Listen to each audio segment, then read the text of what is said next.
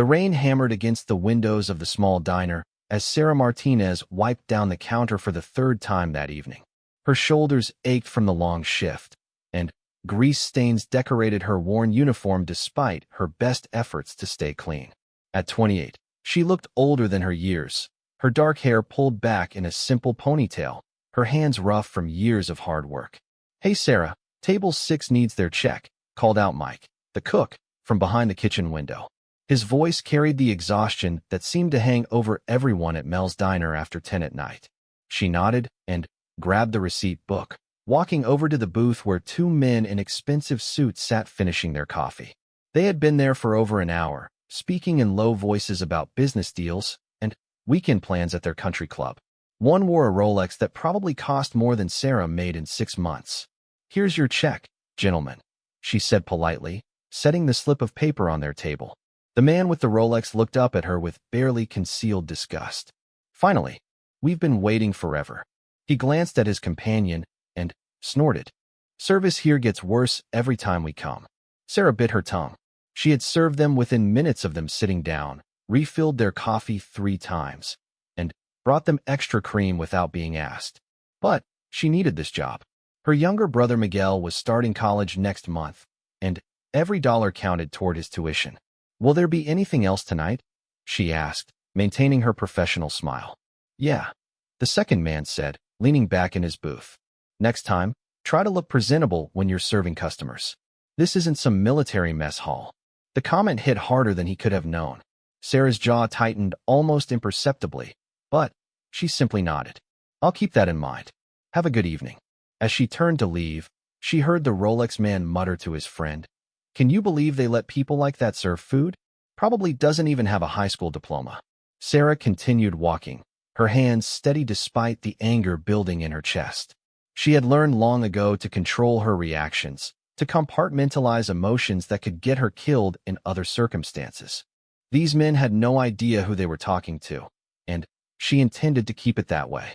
The bell above the diner door chimed as the 2 businessmen left, their laughter echoing back through the glass. Sarah cleared their table, noting they had left exactly 15% tip on their $40 check. She pocketed the money without complaint and continued her closing routine. "Those guys give you trouble?"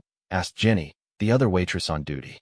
She was 19 and still believed the world was mostly fair and people were generally good.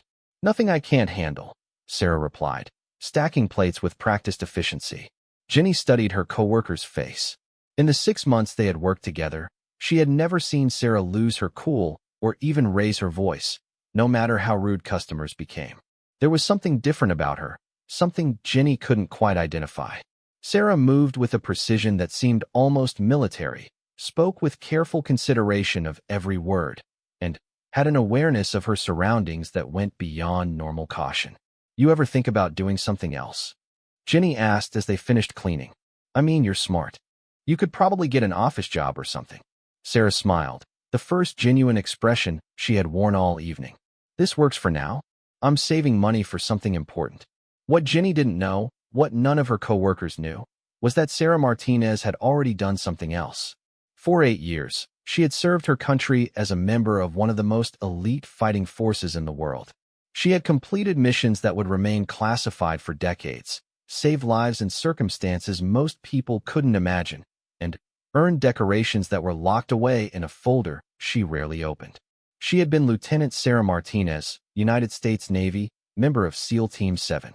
She had deployed to Afghanistan, Iraq, and places that didn't appear on any public records. She had parachuted into hostile territory at midnight, conducted underwater reconnaissance missions, and led teams through urban combat situations where split-second decisions meant the difference between life and death. But that was before the explosion that changed everything. Sarah touched her left shoulder unconsciously, feeling the familiar ache that came with rainy weather. The doctors had done their best, but some injuries never fully healed. More importantly, some memories never faded. She could still see the faces of her team members who didn't make it home from that final mission, could still hear the sound of the improvised explosive device that ended her military career and nearly ended her life. The transition back to civilian life had been harder than any training she had ever endured.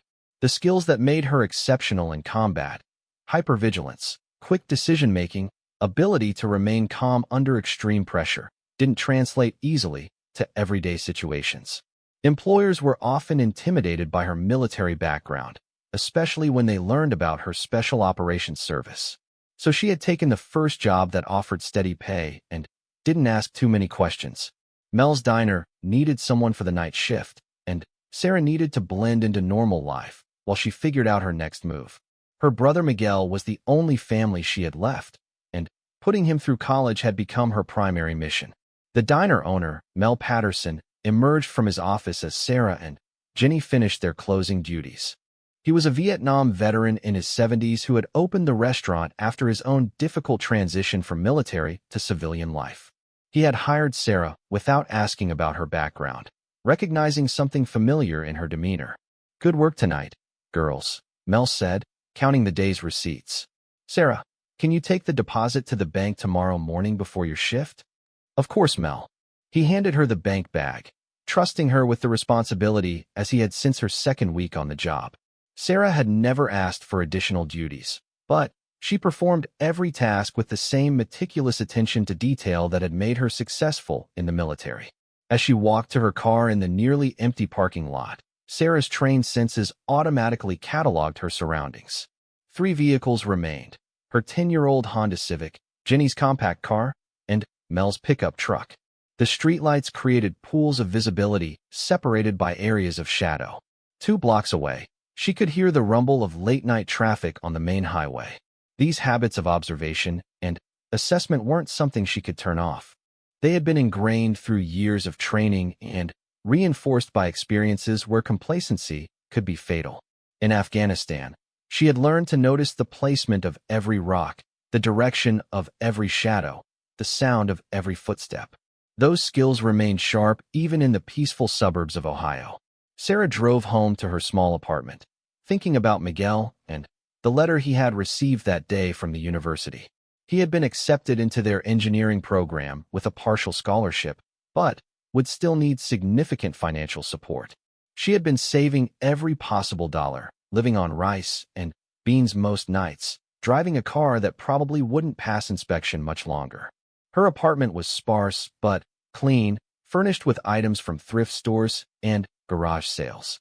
The only decorations were a few photographs of her and Miguel, and a single framed flag that had been presented to her at her military retirement ceremony. She kept her service medals in a small box in her closet, along with letters of commendation and photos of her SEAL team that she rarely looked at anymore. The physical reminders of her military service were minimal, but the internal changes remained profound. Sarah had developed an unshakable sense of purpose during her time as a SEAL. Every mission had clear objectives, every team member had specific responsibilities, and success was measured in concrete terms. Civilian life felt ambiguous by comparison, full of unclear expectations and arbitrary rules. She heated up leftover soup and sat at her small kitchen table, reviewing her finances on a legal pad covered with careful calculations. Between her savings and what she could earn over the next 4 months, she would have enough for Miguel's first semester tuition. After that, she would need to find additional income or convince him to take out student loans.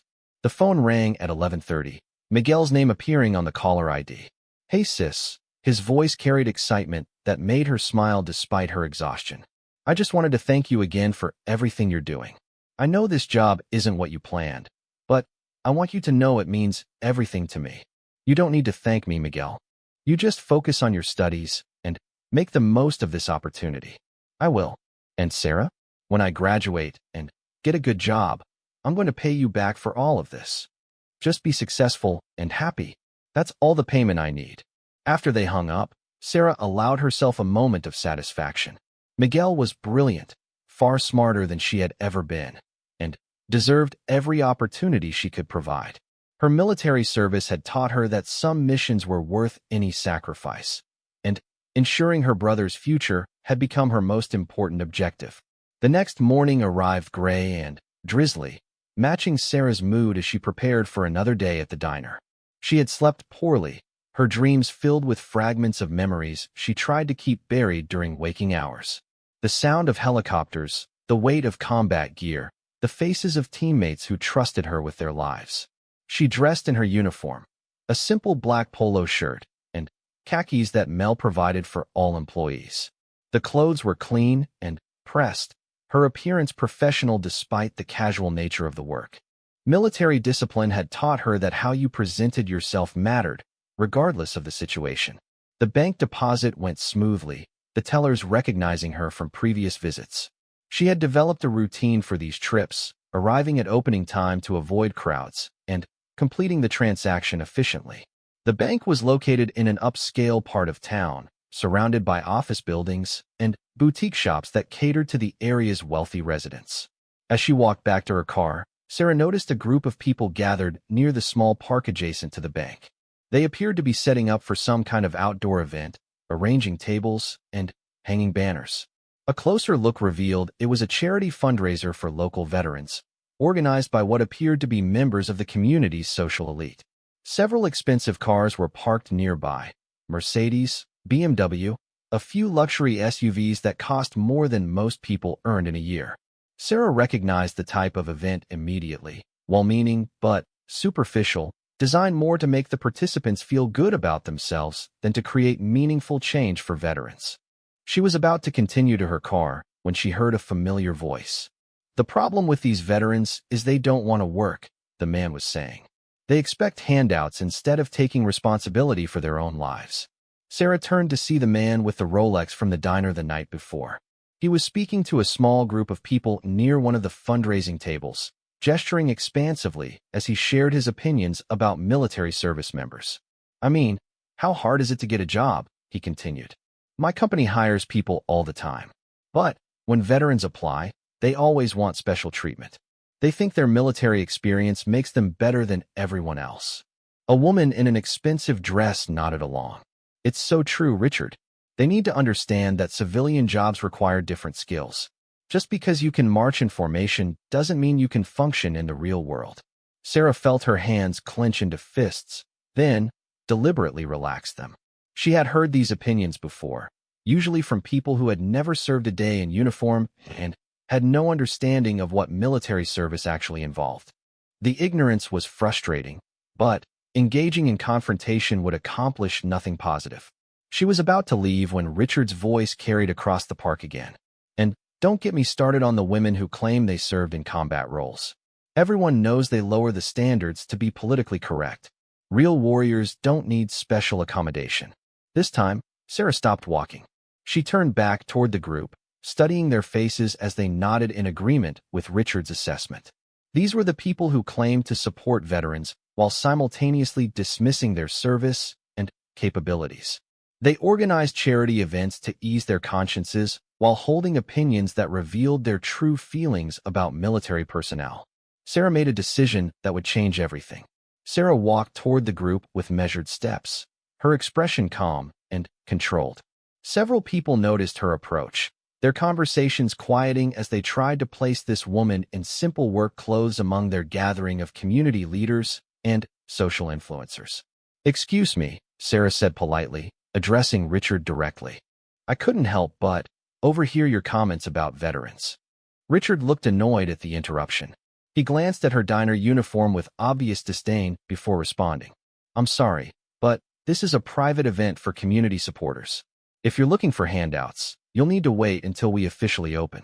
The assumption stung, but Sarah maintained her composure. "I'm not looking for handouts.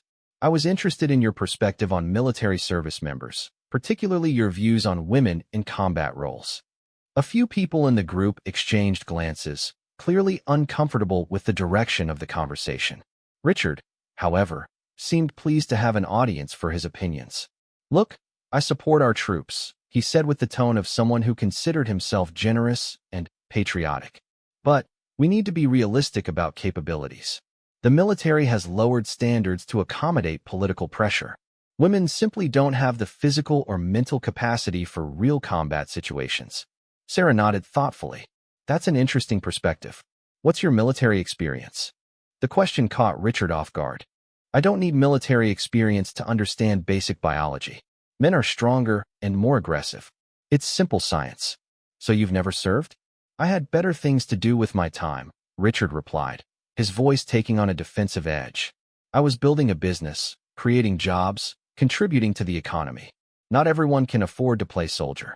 The phrase play soldier hung in the air like a challenge. Sarah felt the familiar calm that had always preceded combat operations, a stillness that came when emotions had to be set aside for tactical thinking.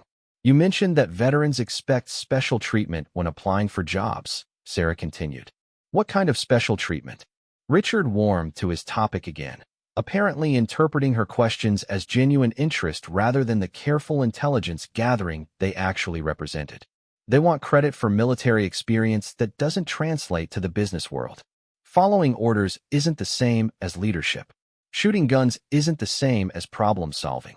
What about planning and executing complex operations under extreme pressure? Sarah asked. Managing teams in life or death situations? Making split-second decisions with incomplete information. That's all theoretical, Richard waved dismissively.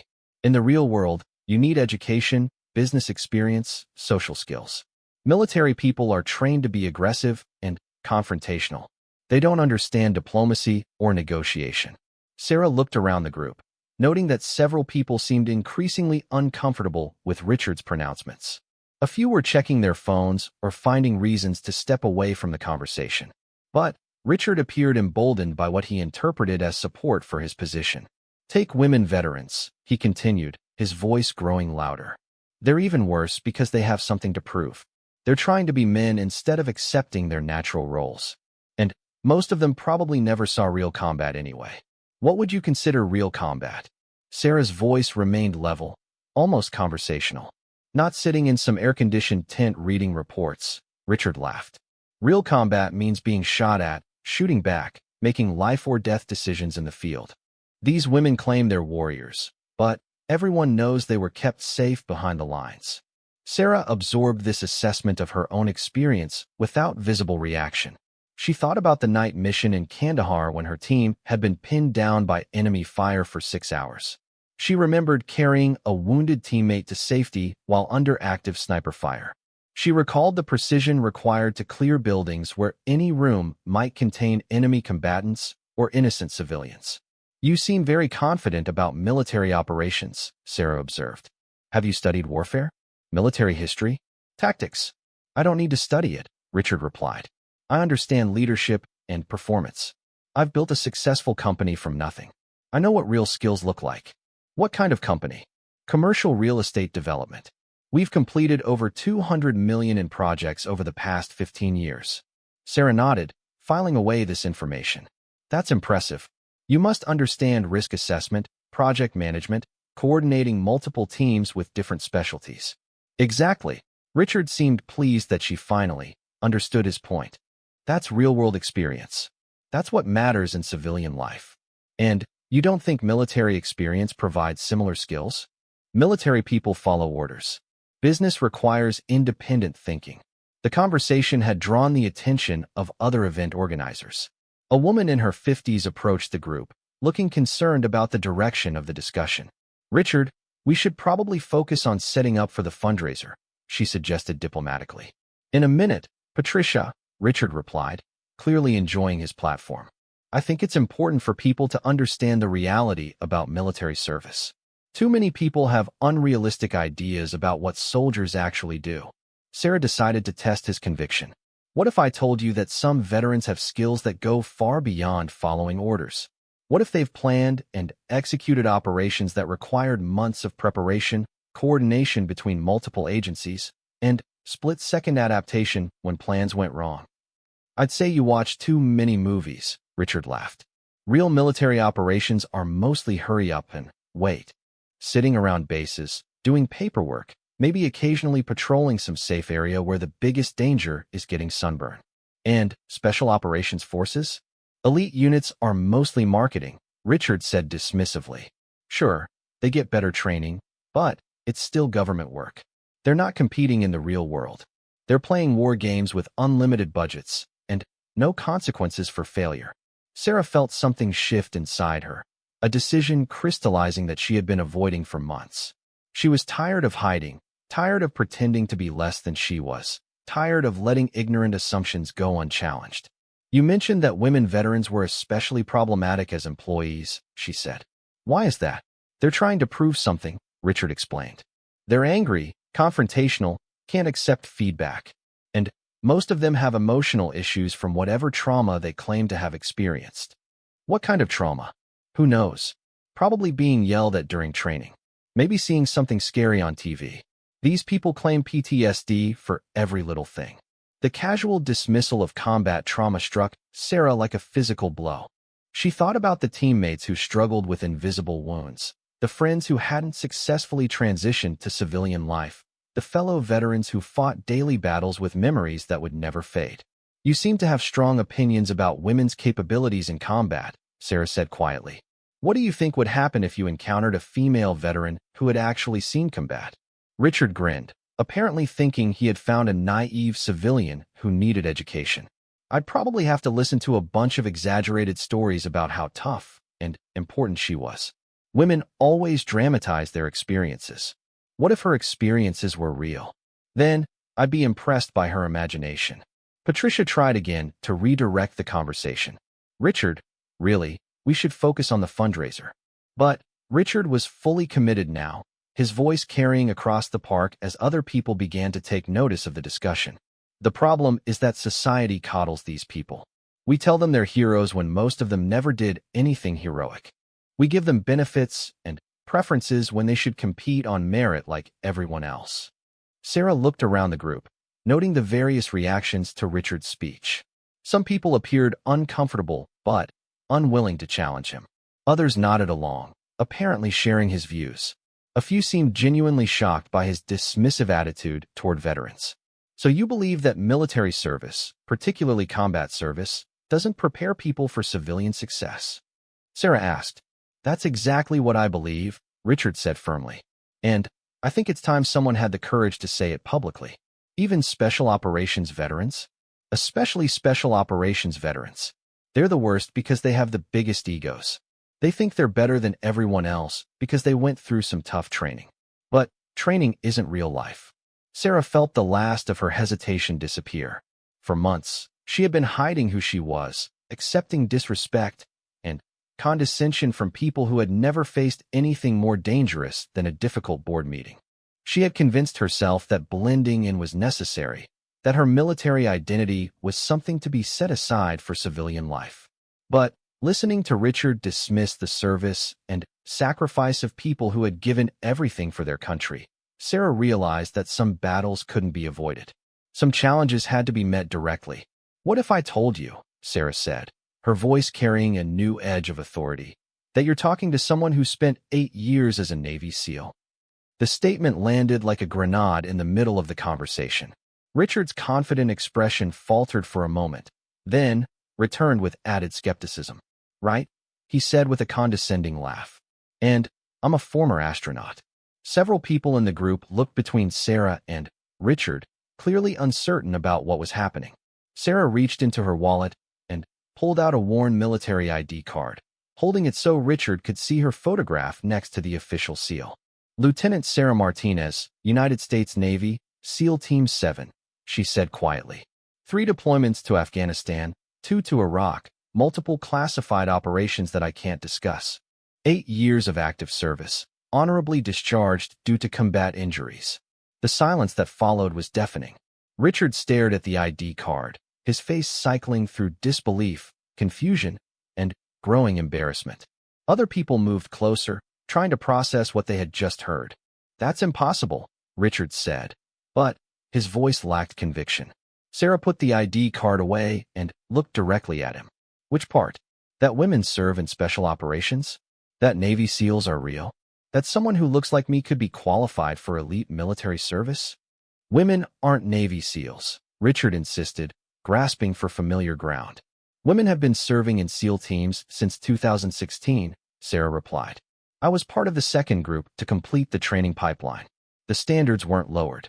The requirements weren't modified. We met the same criteria as every other SEAL. Richard's face was reddening, whether from embarrassment or anger, Sarah couldn't tell. If that's true, what are you doing working at some diner? The question revealed everything about his understanding of veteran transitions and civilian employment. Sarah smiled grimly. Because veterans, even special operations veterans, sometimes struggle to find employers who value military experience. Because some people assume that combat skills don't translate to civilian work. Because discrimination against veterans is real, even when it's illegal. I don't discriminate, Richard said defensively. You just spent 20 minutes explaining why veterans, especially women veterans, are unemployable, Sarah pointed out. You dismissed combat experience as playing soldier, called military training theoretical, and suggested that women in combat roles were a political stunt. The crowd around them had grown larger, drawn by the increasingly heated conversation. Someone was recording with their phone, though Sarah didn't know if they were documenting Richard's opinions or her revelation about her military service.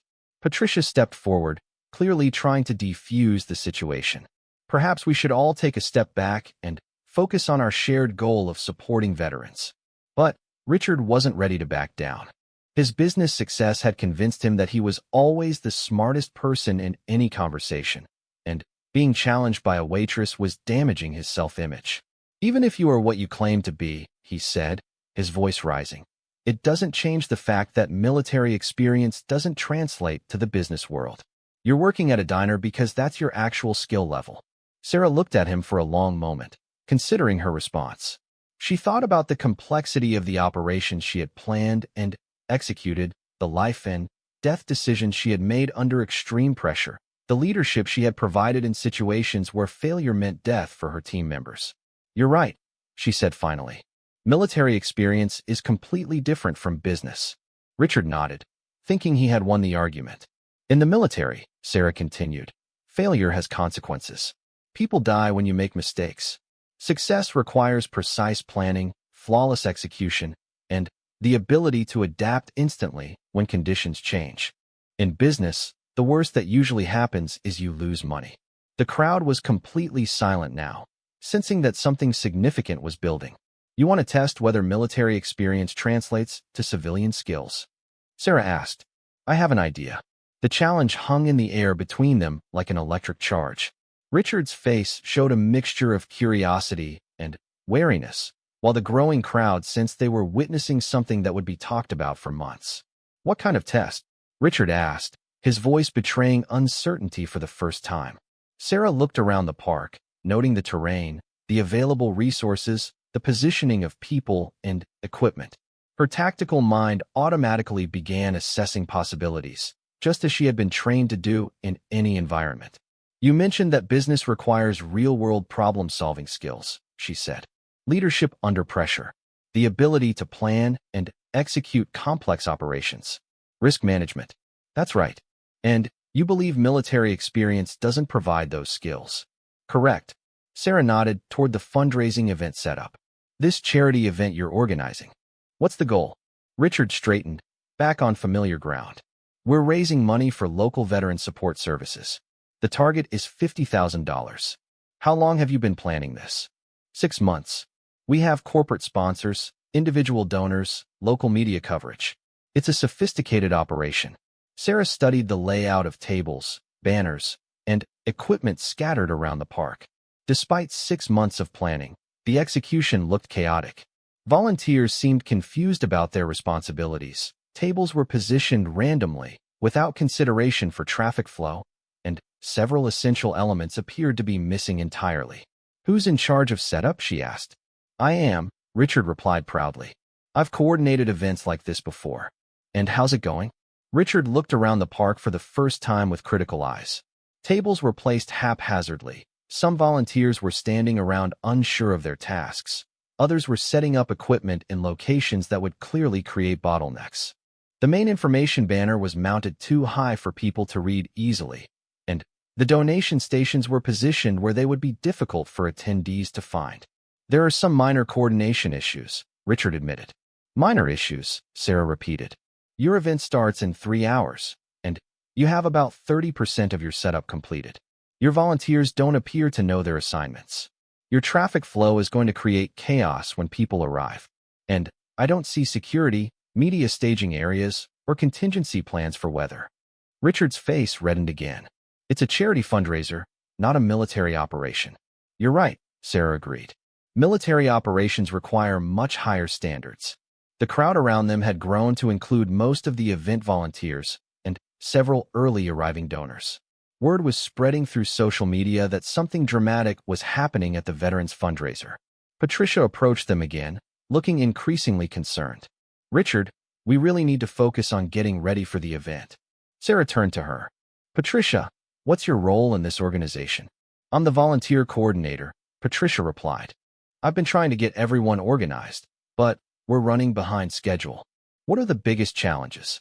Patricia glanced nervously at Richard before answering. Well, we don't have clear assignments for all the volunteers. Some of the equipment isn't working properly, and we're not sure how to handle the expected crowd size. Sarah looked back at Richard. So here's my proposal. You give me 1 hour to reorganize this event setup using military planning principles. If I can't significantly improve your operation, I'll publicly acknowledge that military experience has no value in civilian leadership. And if you succeed, Richard asked, then you admit that you were wrong about veteran capabilities, and you make a personal donation of $10,000 to the charity. The crowd murmured with excitement.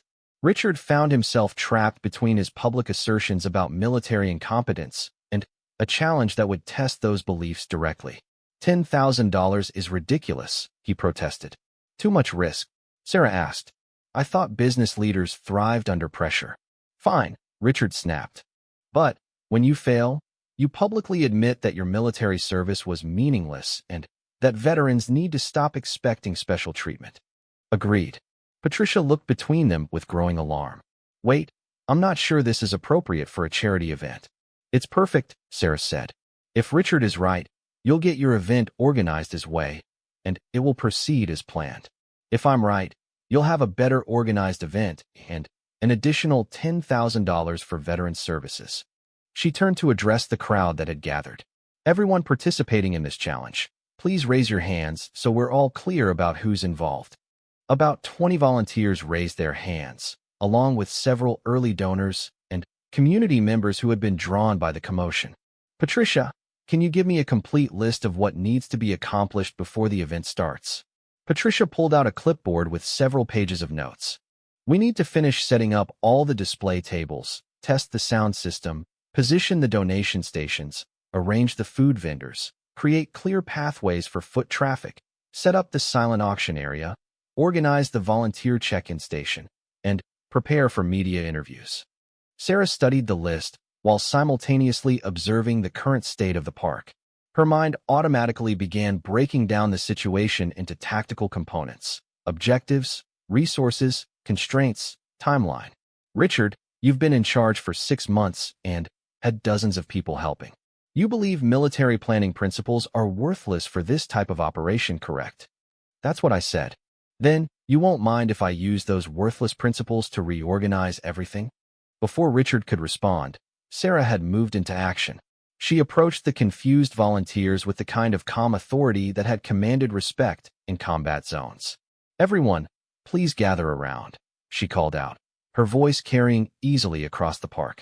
The tone was polite but unmistakably commanding, and people responded immediately. We have just under 3 hours to transform this space into a professional fundraising event.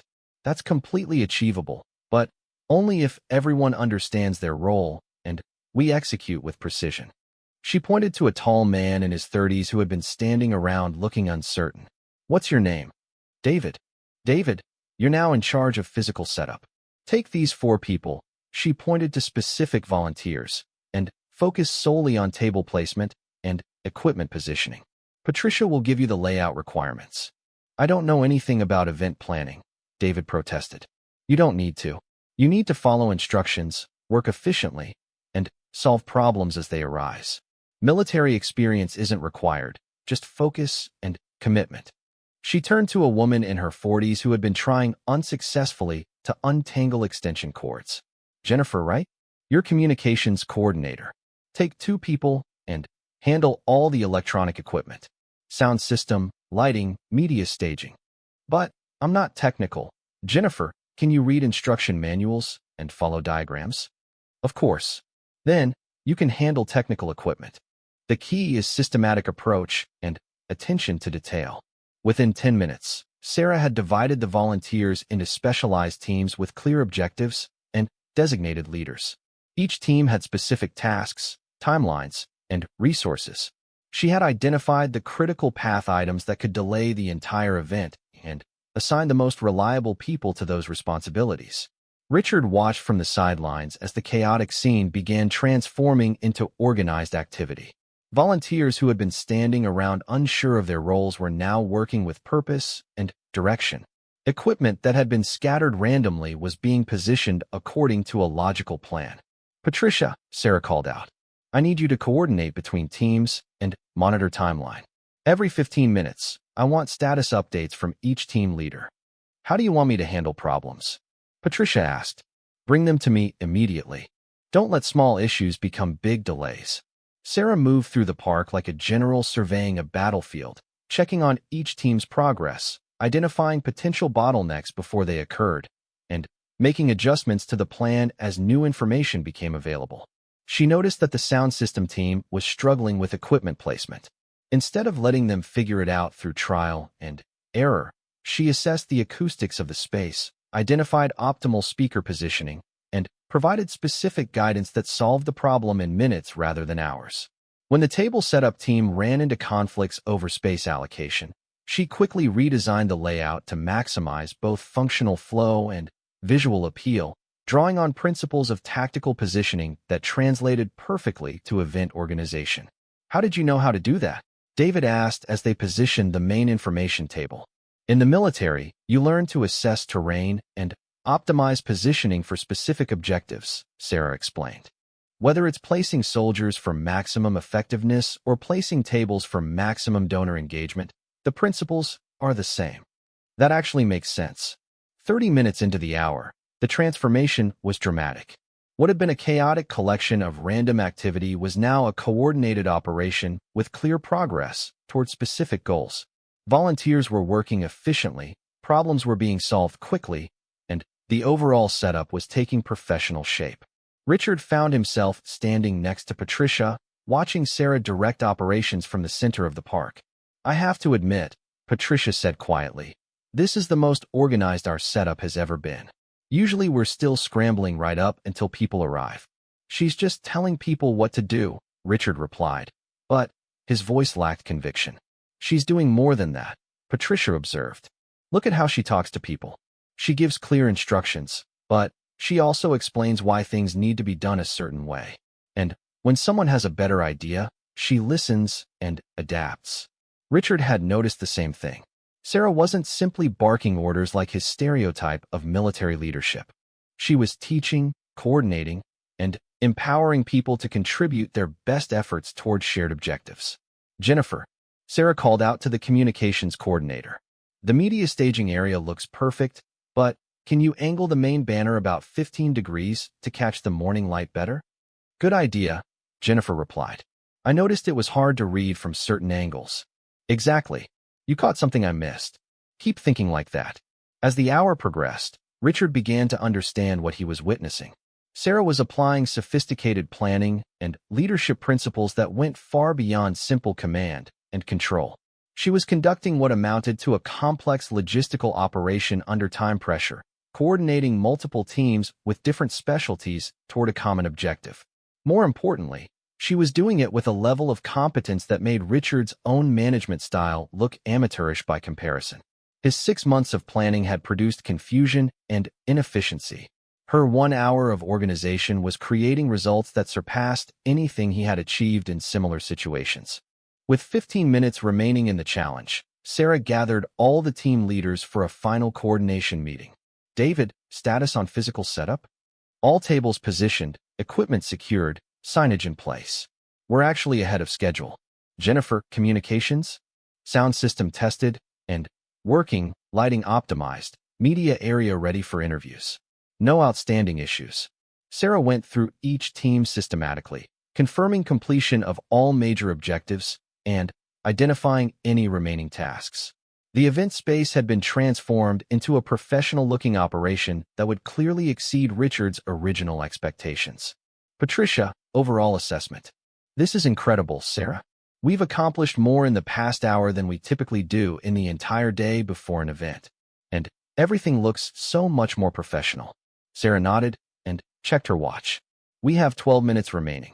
I want each team to do a final walkthrough of their areas, identify any small improvements that can be made, and prepare for event start. As the volunteers dispersed for final preparations, Sarah turned to face Richard. The crowd of observers had grown throughout the hour, drawn by word of mouth and social media posts about the unusual challenge taking place at the Veterans Fundraiser. Richard, she said formally, I believe our hour is complete. Richard looked around the transformed park, seeing professional organization where there had been chaos, efficient systems where there had been confusion, and confident volunteers where there had been uncertainty. For the first time since the challenge began, he seemed to have no immediate response. Richard stood silent for a long moment, his gaze moving across the transformed park. The contrast between the chaotic scene of an hour ago and the professional setup now before him was undeniable. Volunteers moved with purpose, equipment functioned properly, and the entire operation radiated competence and organization. This is, he began, then stopped, apparently struggling to find words that wouldn't contradict everything he had said earlier. The terms were clear, Sarah said calmly. You acknowledge that military experience provides valuable civilian skills, and you make a $10,000 donation to Veterans Services. The crowd had grown to over 50 people, many filming with their phones as word of the confrontation spread through social media. Local news crews were beginning to arrive, having been alerted by the unusual story developing at the charity event. Patricia stepped forward, her volunteer coordinator clipboard in hand. Sarah, I have to say, this has been remarkable. In 3 years of organizing this event, we've never been this prepared or this organized. The principles are transferable, Sarah replied. Military training teaches systematic problem-solving, resource optimization, and team coordination under pressure. Those skills apply to any complex operation. Richard's face cycled through various expressions as he processed the implications of what had just happened. His public assertions about veteran incompetence had been systematically dismantled in front of dozens of witnesses and multiple cameras. I need to see my accountant before making any large donations, he said finally, grasping for a way to delay the promised payment. Of course, Sarah nodded. But the public acknowledgement can happen now. A woman with a news camera approached the group. Excuse me, I'm Jessica Chun from Channel 7 News. We received reports about something unusual happening here. Could someone explain what's going on? Richard looked trapped between his promise and his pride. The crowd waited expectantly, phones still recording, as he struggled with a response that would meet his obligation without completely destroying his reputation. Sarah stepped forward. I think Mr. Richard can explain the situation better than anyone. Actually, a voice called from the edge of the crowd. I think we need some context before Mr. Peterson says anything else. Everyone turned to see a distinguished man in his 60s walking toward them. He wore a casual suit and carried himself with unmistakable military bearing. Several people in the crowd seemed to recognize him. General Morrison? Patricia said in surprise. I didn't expect you until this afternoon. I came early when I heard there was some kind of dispute about veterans' capabilities, the newcomer replied. Retired General James Morrison, former commander of Special Operations Command. The general's presence seemed to change the entire dynamic of the situation. Even Richard straightened up, recognizing that whatever was happening had just become much more serious. General Morrison looked directly at Sarah. Lieutenant Martinez, I presume? Sarah came to attention automatically. Yes, sir. Retired Lieutenant Sarah Martinez. I know who you are, General Morrison said with a slight smile. Your reputation preceded you. Team 7 spoke very highly of your service. Thank you, sir. The general turned to address the crowd. I understand there's been some discussion about whether military experience translates to civilian leadership capabilities. That's correct, Jessica Chun said, raising her microphone. Could you comment on that? I'd be happy to, General Morrison replied. But first, I think people should understand exactly who they've been talking to. He gestured toward Sarah. Lieutenant Martinez was one of the most decorated members of her SEAL team. She led operations that I still can't discuss publicly. She saved American lives in situations that would challenge the most experienced soldiers. And she did it with a level of competence and professionalism that earned respect from everyone who served with her. Richard's face had gone pale as the implications of the general's words sank in. More importantly, General Morrison continued, her transition to civilian life has been deliberately low profile by choice, not because of any lack of capability. She's been supporting her family while deciding on her next career move. Working at a diner isn't a reflection of her abilities. It's a reflection of her character and priorities. General Morrison, Jessica Chin said, "What's your assessment of the demonstration we've witnessed here today?" The general looked around the organized event space, taking in the efficient layout, the smooth operation, and the confident volunteers. This is exactly what I would expect from someone with Lieutenant Martinez's training and experience. Military leaders learn to assess complex situations quickly, organize resources efficiently, and execute plans under pressure. Those skills are directly applicable to civilian leadership challenges. He turned to Richard. "Mr. Peterson, I believe you had some opinions about military service that you'd like to share?" Richard found himself in an impossible position. His earlier statements about veterans were now being scrutinized by a retired general, recorded by news cameras, and witnessed by a crowd that included several other veterans who had been drawn by the commotion. "I think there may have been some misunderstanding," Richard said carefully. "No misunderstanding," Sarah interjected firmly. "You made very specific claims about veterans, about women in combat, and about military experience. You had an opportunity to test those beliefs, and the results were clear." General Morrison nodded approvingly. "I respect people who honor their commitments, Mr. Peterson. What commitment did you make?" The crowd waited in complete silence as Richard struggled with his response. Several people were still filming, and he knew that whatever he said next would likely be viewed by thousands of people online. "I said that if Lieutenant Martinez could improve the event organization using military principles, I would acknowledge that I was wrong about veteran capabilities," he admitted quietly. And I would make a $10,000 donation to Veterans Services. "And has she met those conditions?" Richard looked around the transformed park one more time, seeing professional organization that exceeded anything he had achieved in months of planning. "Yes." "Then, I believe you have some statements to make." Jessica Chun positioned herself with her cameraman to capture Richard's response. Other news crews had arrived, drawn by social media reports of the confrontation. What had started as a local charity event was becoming a significant news story about veteran employment and civilian attitudes toward military service.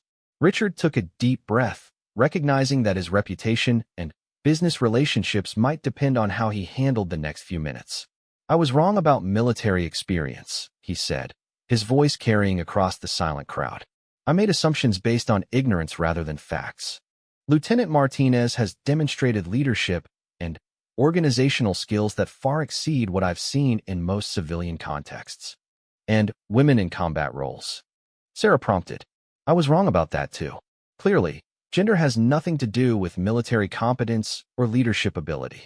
General Morrison stepped closer. "Mr. Peterson, this isn't just about admitting error. This is about understanding the value that veterans bring to civilian employment.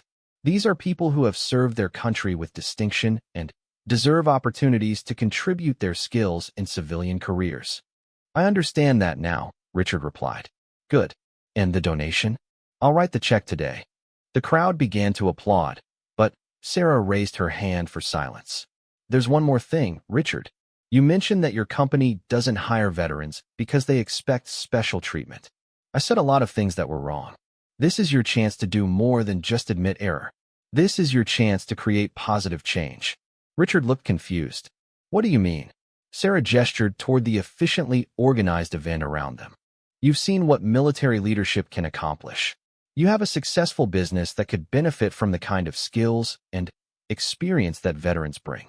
Instead of just apologizing, why not actively recruit veteran employees?"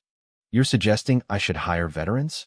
"I'm suggesting you should evaluate all candidates based on their actual qualifications and potential contributions. Military experience often indicates exactly the kind of skills that make employees successful in complex business environments." General Morrison nodded approvingly. Lieutenant Martinez makes an excellent point. Many businesses have discovered that veterans bring valuable capabilities to civilian organizations. Discipline, reliability, ability to work under pressure, team leadership. These translate directly to business success. Jessica Chun stepped forward with her microphone.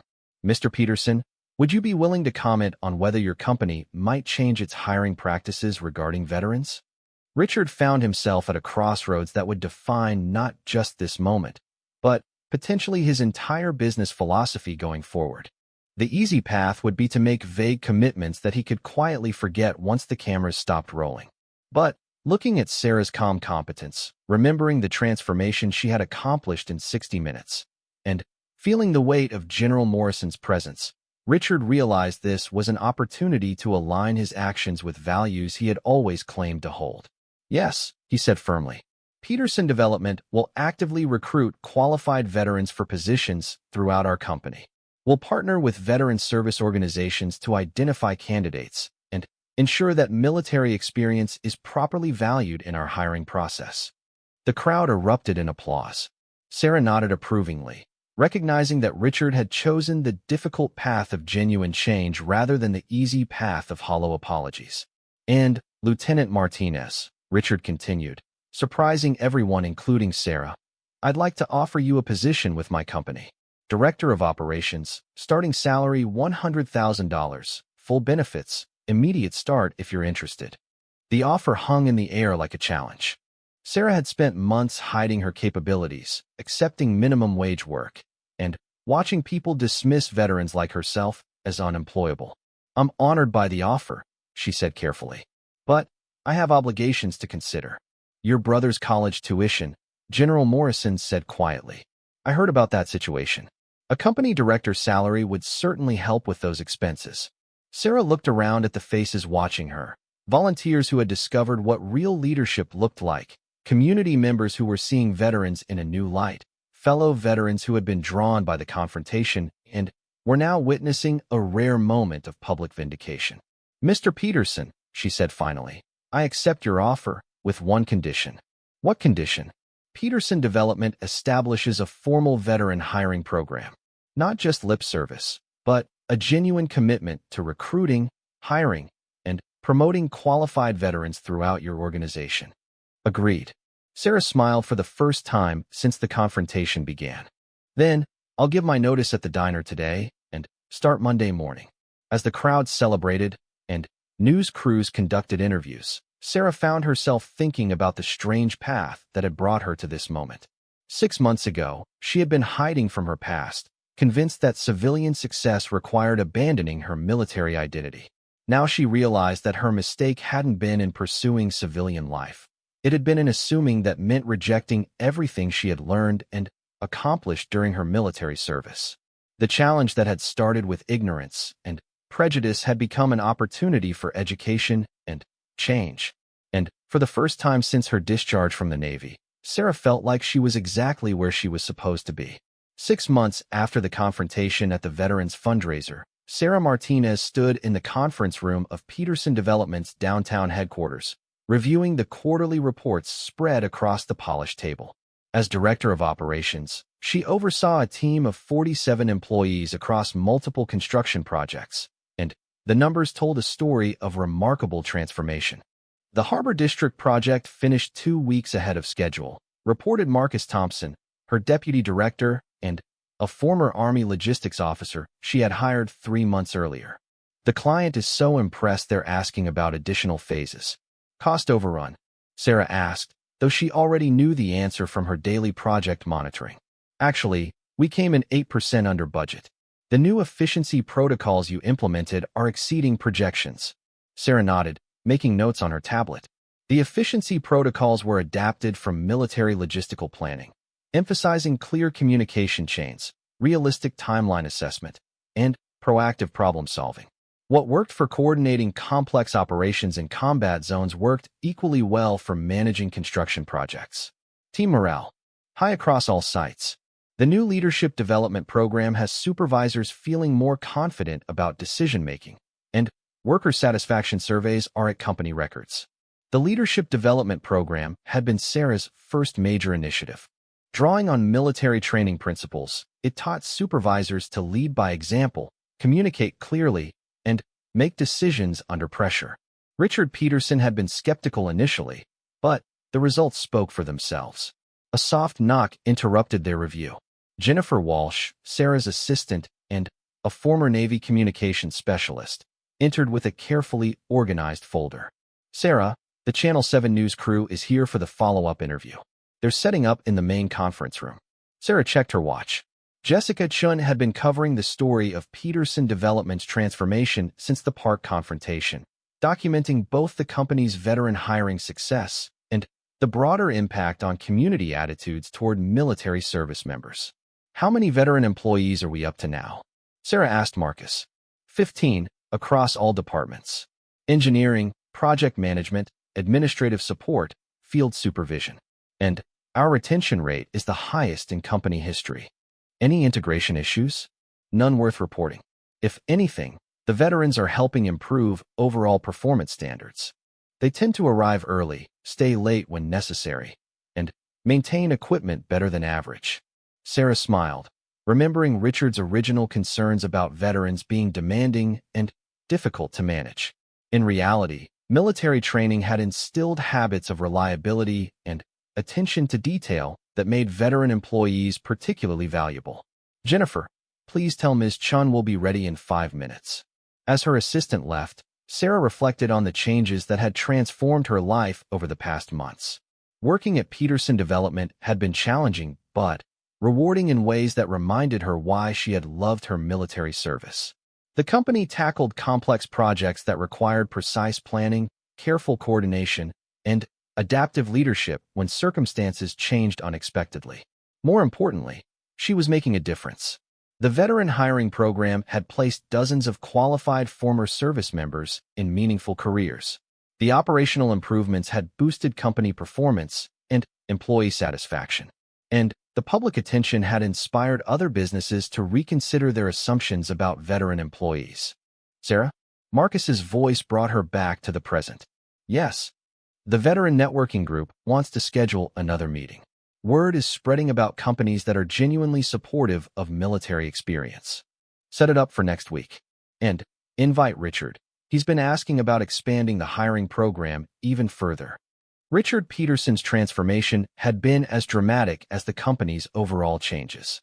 Initially skeptical and defensive, he had gradually recognized that his previous attitudes had been both wrong and costly. Veterans didn't just meet performance expectations, they consistently exceeded them. Sarah gathered her materials and headed toward the conference room, passing through an office environment that bore little resemblance to the chaotic construction company she had joined 6 months earlier. Clear procedures, efficient communication, and strong leadership had created a workplace where employees at every level understood their roles and felt empowered to contribute their best efforts. Jessica Chun was adjusting her microphone as Sarah entered the conference room. The reporter had become almost a friend over the months, genuinely interested in the story of veteran employment and civilian military understanding. "Sarah, thanks for making time for this follow-up," Jessica said. "Our first story generated incredible response from viewers. Happy to help. How can we make this useful? I want to focus on the broader impact. Your confrontation with Richard Peterson was dramatic, but what's happened since then is the real story." Sarah settled into her chair, comfortable now with media interviews in ways she never would have imagined during her months at the diner. "What specific aspects interest you? Start with Peterson Development. What's changed since you took over operations?" "Everything and nothing," Sarah replied. "The fundamental work is the same. We design and build commercial properties.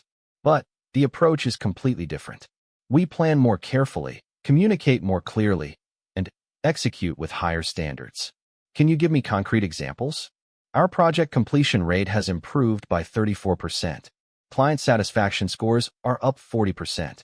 Employee turnover is down 60%. Worker safety incidents have dropped to near zero." Jessica made notes while her cameraman captured the interview. "And you attribute this to military management principles?" "Military leadership principles," Sarah corrected. "Management implies controlling people. Leadership means empowering them to achieve shared objectives. Tell me about the veteran hiring program. We actively recruit qualified veterans for positions throughout the company, not because they're veterans, but because military experience often develops exactly the skills we need: reliability, attention to detail, ability to work under pressure, team leadership. Has Richard Peterson's attitude changed? Sarah considered the question carefully. Richard learned something important during our confrontation. He realized that his assumptions about veterans were based on ignorance rather than experience. Since then, he's become one of the strongest advocates for veteran employment in the business community. What about pushback? Have you faced resistance to these changes? Some, initially. Any significant change creates uncertainty. But when people see results, resistance tends to fade. Our employees recognize that the company is performing better, and they're benefiting from that success. Jessica leaned forward. I understand you've been invited to speak at a national conference on veteran employment. The Department of Labor is hosting a symposium on military to civilian career transitions. They want me to discuss how businesses can better utilize veteran skills. That's quite a platform. It's an opportunity to reach business leaders who might have similar misconceptions to what Richard had. If we can change attitudes on a broader scale, thousands of veterans could benefit. The interview continued for another 20 minutes, covering Sarah's transition from diner waitress to company director, the personal satisfaction of using her military training in civilian contexts, and her vision for expanded veteran employment opportunities. As the news crew packed their equipment, Richard Peterson appeared in the doorway. Sarah, do you have a minute? Of course. Richard waited until they were alone before speaking. I wanted to give you an update on the next phase of our veteran hiring initiative. What did you have in mind? I've been talking with other business owners about their experiences with veteran employees. The feedback has been overwhelmingly positive. We're considering forming a consortium of veteran-friendly employers. Sarah raised an eyebrow. That's ambitious. It's necessary. There are too many qualified veterans struggling with employment transitions. If businesses understood what we've learned, everyone would benefit. What would the consortium do? Shared recruiting resources, standardized evaluation processes for military experience, mentorship programs, and advocacy for policy changes that support veteran employment. Sarah felt a familiar sense of excitement that reminded her of planning complex missions with clear objectives and significant impact. I'd like to be involved in developing that. I was hoping you'd say that. In fact, I have a proposition. I'm listening. Richard pulled out a folder and placed it on the conference table. Peterson Development is doing well enough that we're considering expansion into other markets. I want to open a second office focused specifically on veteran employment services. Like a consulting firm? More than that. A full-service organization that helps businesses integrate veteran talent effectively. You would head the new division, with complete authority to develop programs and hire staff. Sarah opened the folder and scanned the proposal documents. The scope was impressive, a comprehensive approach to veteran employment that could impact thousands of careers. This would be a significant commitment, she observed. It would also be a chance to scale up everything you've accomplished here. Instead of helping 15 veterans find meaningful work, you could help hundreds. Sarah thought about Miguel, now thriving in his sophomore year of engineering studies, thanks to her stable income. She thought about the veterans she worked with daily, men and women who had found new purpose in civilian careers that valued their military experience. She thought about the countless others still struggling with transitions that shouldn't be so difficult.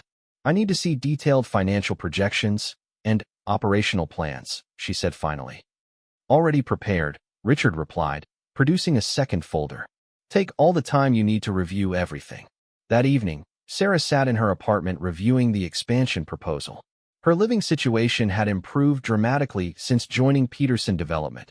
A larger apartment in a better neighborhood, reliable transportation, the ability to help Miguel with expenses beyond tuition. But, more than financial security, she had rediscovered professional satisfaction. The work challenged her intellectually, utilized her military training, and created positive impact for other veterans. It was meaningful in ways that reminded her why she had joined the Navy originally. Her phone rang, Miguel's name appearing on the display. Hey sis, how was your day? Interesting, Sarah replied. I might have an opportunity for a significant career move. Bigger than going from waitress to company director? Potentially, yes. How would you feel about me taking on a role that involved extensive travel and long hours? Sarah, Miguel's voice grew serious. You've already sacrificed enough for my education. If this opportunity is good for you, you should take it. It's not just about me. It's about helping other veterans find meaningful employment. Then, it sounds like something you'd regret not doing. After they hung up, Sarah spread the proposal documents across her dining table and began the kind of detailed analysis she had once applied to mission planning. Objectives, resources, timelines, potential obstacles, success metrics. By midnight, she had filled several pages with notes and identified the key questions she would need answered before making a decision. The opportunity was significant, but not without risks. Success would require everything she had learned about leadership, organization, and strategic thinking. But as she reviewed her analysis, Sarah realized that the biggest risk would be not taking the chance to make a broader impact. For months after leaving the military, she had struggled to find purpose in civilian life.